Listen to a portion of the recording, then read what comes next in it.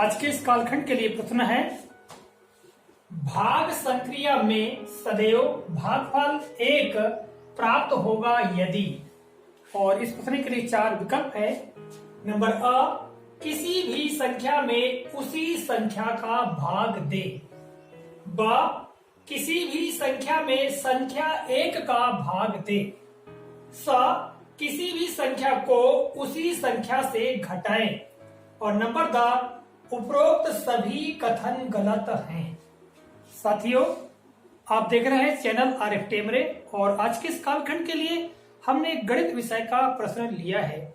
जैसा कि आप जानते हैं, विभिन्न प्रकार की प्रतियोगिता परीक्षाओं में इस प्रकार के प्रश्न पूछे जाते हैं। आज के इस प्रश्न के माध्यम से मैं आप लोगों को बताने का प्रयास करूंगा कुछ महत्वपूर्ण गणितीय तथ्यों के बारे में।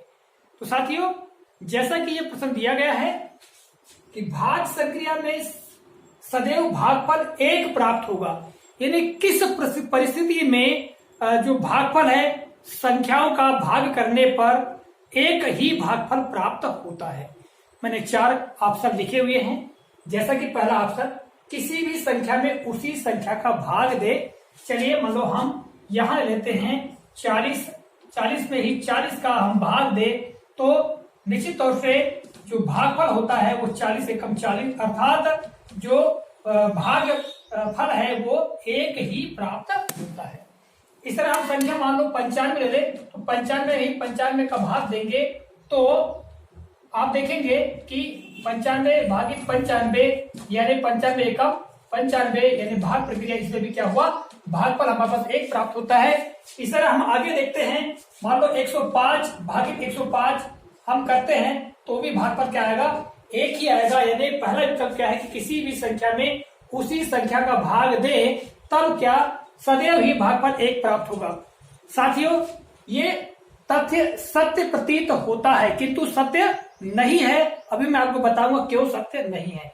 पहले दूसरे ऑप्शन पर चर्चा कर लेते हैं कि किसी भी संख्या में 1 का भाग दे। मान लिया जाए मैंने संख्या लिया, अब यहाँ 40 लिया, 40 में हम 1 का भाग दे तो क्या होगा, भागफल 40 का मतलब 1 का भाग देंगे तो भागफल 40 ही प्राप्त होगा। इसी तरह 95 में 1 का भाग देंगे तो भागफल क्या प्राप्त होगा, 95 ही प्राप्त होगा। इस तरह 105 में यदि हम 1 का भाग दे तो भागफल 105 ही प्राप्त होगा। अर्थात किसी भी संख्या में 1 का भाग दे तो भागफल 1 प्राप्त नहीं होता है। अतः दूसरा ऑप्शन तो गलत ही है। तीसरा ऑप्शन, किसी भी संख्या को उसी संख्या से घटाए।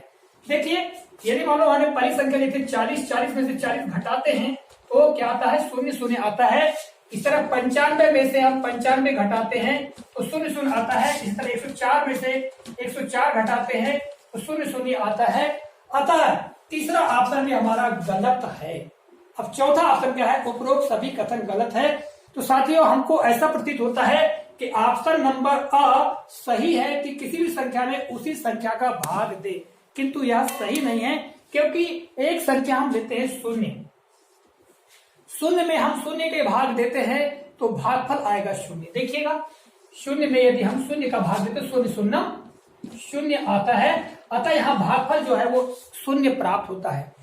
प्रश्न जो कह रहा है कि भाग संक्रिया में सदैव, यहाँ सदैव शब्द जो आया है, सदैव मतलब हमेशा ही यदि हम किसी संख्या में उसी संख्या का भाग दे तो भागफल 1 प्राप्त होता है। यह प्रश्न है, इसके लिए 4 ऑप्शन दिए गए हैं। अतः हमारा जो उत्तर होगा वो द होगा, क्योंकि यह भी गलत है। हमेशा 1 प्राप्त नहीं होता क्योंकि 0 भी एक संख्या है और 0 में जब 0 का ही भाग दिया जाता है तो भागफल 0 प्राप्त होता है।